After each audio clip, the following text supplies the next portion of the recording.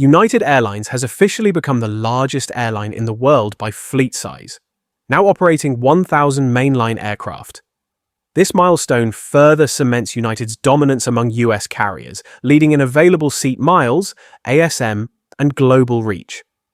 While American Airlines, AA, and Delta Airlines, DL, remain close competitors, United has surged ahead, thanks to strategic decisions during the pandemic and a strong aircraft order pipeline. The achievement was marked by the addition of a Boeing 737 MAX 9, pushing United past the 1,000 aircraft threshold. For comparison, Delta and American operate 985 and 978 aircraft, respectively.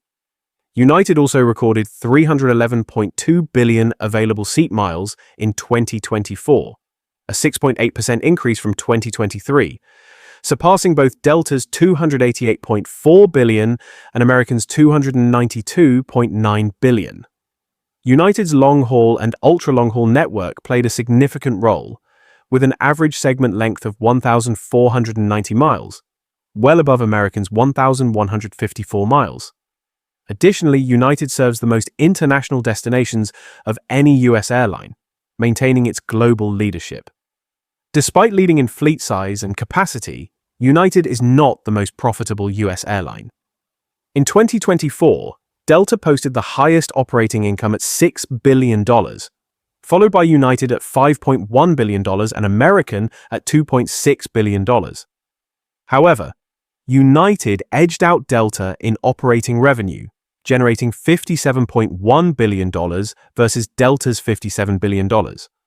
This highlights the dynamic competition among the big three, where United leads in fleet expansion while Delta remains the most profitable.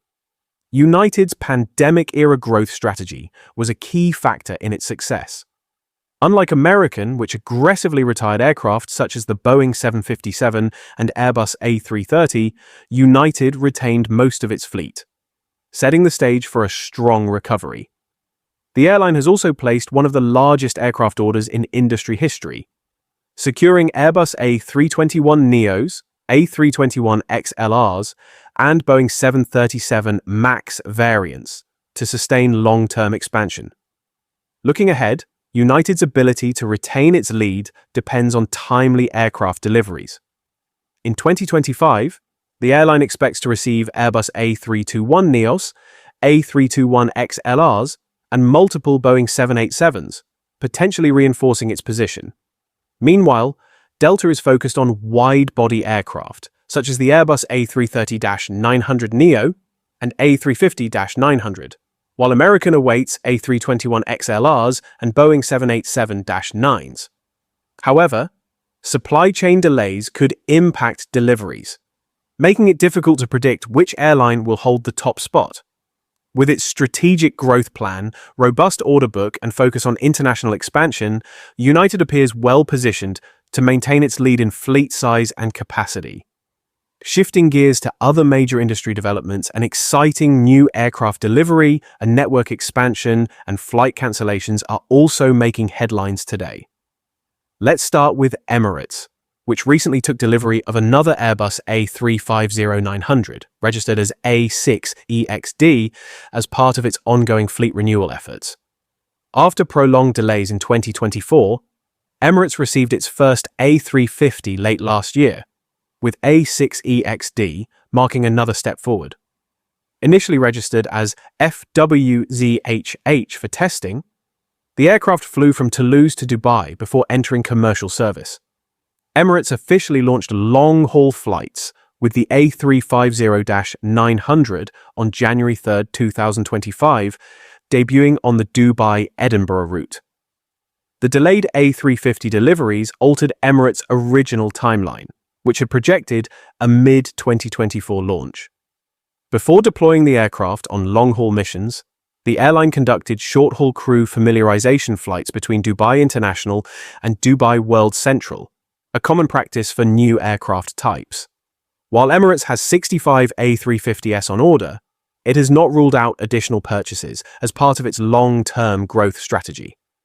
The first 10 A350-900s will feature a 312 seat, three-class configuration, but details on the remaining aircraft remain undisclosed.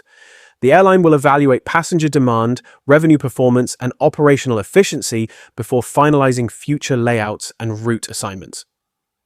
Turning to Air Japan, a new low-cost carrier under the ANA Group, the airline is expanding operations in 2025, aiming to capture the booming Asian travel market. Air Japan currently operates 3 routes from Tokyo Narita, focusing on key regional destinations.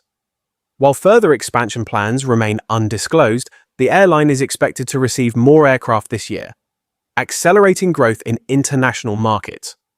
Currently, Air Japan serves Bangkok, NQ1/NQ2, with 7 round trips per week, Singapore Changi, NQ3/NQ4, with 5 weekly flights, and Seoul Incheon, NQ121/NQ122, with daily service. These flights are operated by Boeing 787 Dreamliners, transferred from All Nippon Airways ANA.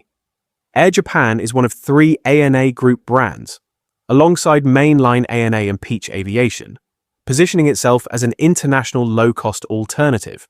Instead of rapid expansion, the airline has focused on stability in its first year, prioritizing operational efficiency over rapid network growth.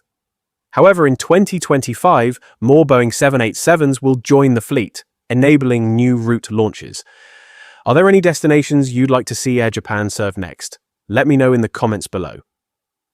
Wrapping up today's aviation news, Greater Bay Airlines is facing widespread flight cancellations, with 128 flights cut across February and March, affecting nearly 6,000 passengers.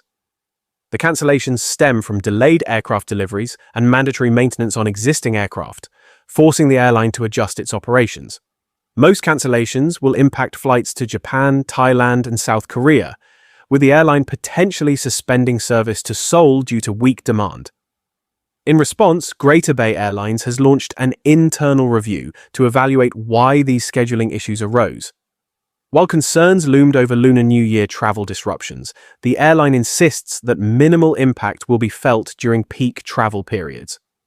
Despite its small fleet of just 8 Boeing 737-800s, Greater Bay Airlines remains committed to stabilizing operations.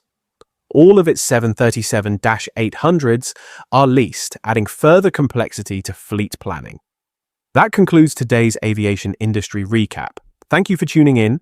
Your support is greatly appreciated. Stay safe, and I'll see you tomorrow for another aviation news update.